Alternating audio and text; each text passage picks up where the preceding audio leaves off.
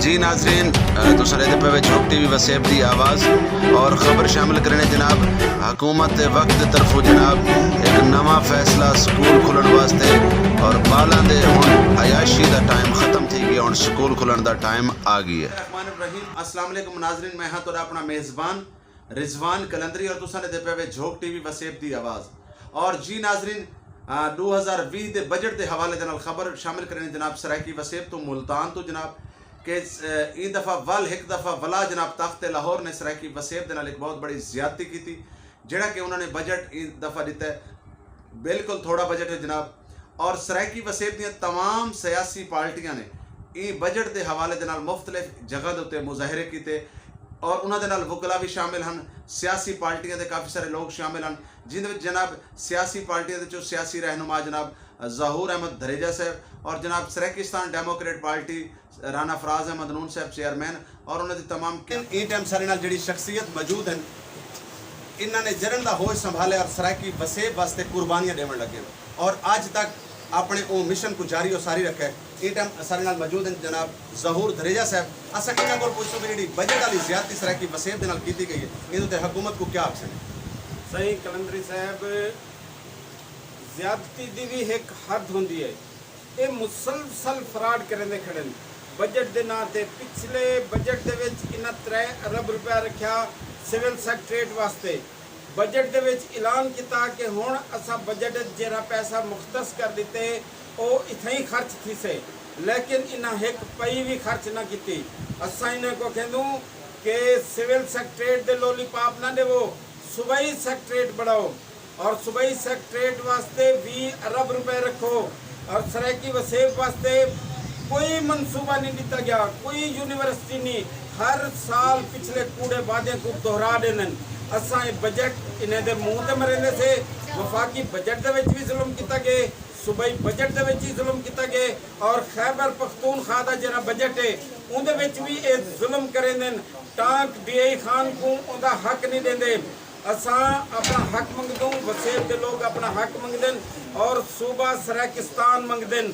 अज तुसा देखो कि असा को ई धरती जेरी मुकदस धरती है, जिथा गुदाम भरे पेन, जिथा अनाज ठिके दे ढेगन, असादे बाल कराची दे विच मजदूरियां करन ते मजबूर हैं और असादे बाल ये सोने सोने बाल अज गदागरी वदे करेंदन। इन्हां दा अपना खिता है, अपनी धरती है, ना इतना अनाज की कमी है, ना फल की कमी है, ना फ्रूट की कमी है।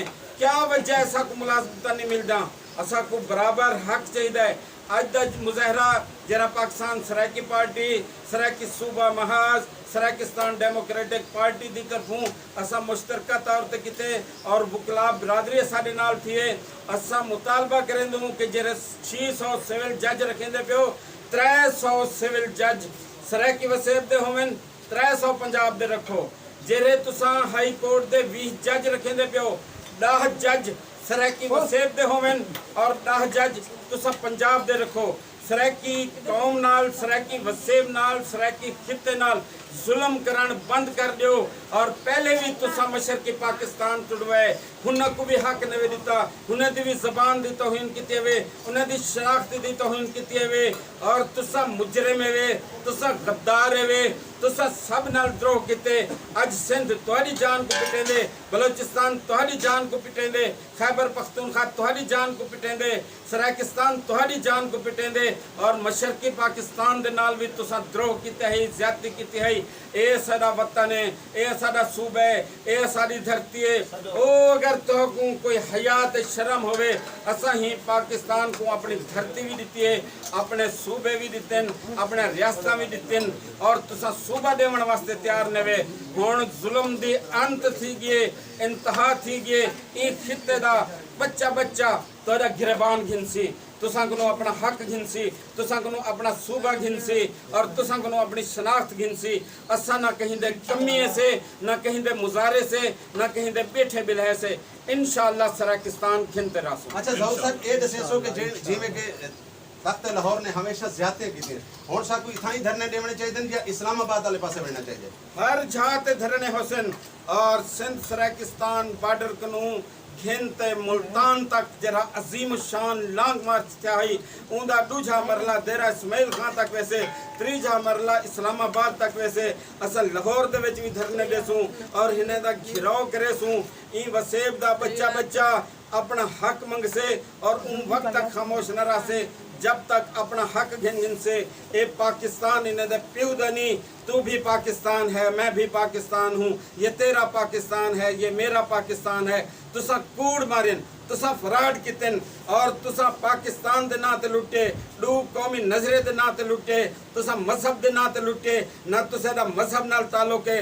ना तुहाडा पाकिस्तान नाल ताल्लुक है हुण भी तुहाडे दिल मशरकी पंजाब नाल धड़क देन और जेरे खैबर पख्तूनख्वा ले सारे वतन ते कब्जा किती बैठन हुन्ने दे दिल अफगानिस्तान नाल धड़क देन और सराकी वाहिद कौम है जिंदा दिल पाकिस्तान नाल धड़क दे और वो विदिन पाकिस्तान है और इस ए पाकिस्तान दरअसल सराकिस्तान है और सराकी कौम दा वतन है इंशाअल्लाह ताला नारे सराकी नारे नारे नारे सराकी जीवे जीवे जीवे सराकिस्तान जिंदाबाद सराकिस्तान जिंदाबाद जी ना मंजूर ना मंजूर पंजाब का बजट नामंजूर नामंजूर नामंजूर पंजाब का बजट नामंजूर जनूबी पंजाब नामंजूर जनूबी पंजाब नामंजूर जनूबी पंजाब नामंजूर जनूबी पंजाब नामंजूर सराकिस्तान जिंदाबाद सराकिस्तान जिंदाबाद सराकिस्तान जिंदाबाद नारे सराकी